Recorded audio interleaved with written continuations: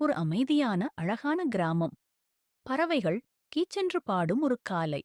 அந்த கிராமத்தில் அருண் என்ற ஒரு சிறிய பையன் இருந்தான். அவன் மனசு மிகவும் நல்லது.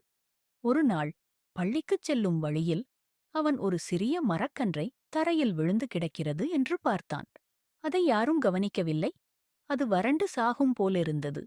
அதை பார்த்த அருண், ஐயோ, இது இப்படி இருந்தால் உயிர் பிழைக்காது. நான் இதை காப்பாத்தணும் என்று நினைத்தான். அவன் அதை எடுத்து வீட்டுக்குக் கொண்டு போய் அன்புடன் மண்ணில் நட்டான். தினமும் தண்ணீர் ஊற்றி அதை கவனமாக பார்த்துக் கொண்டான்.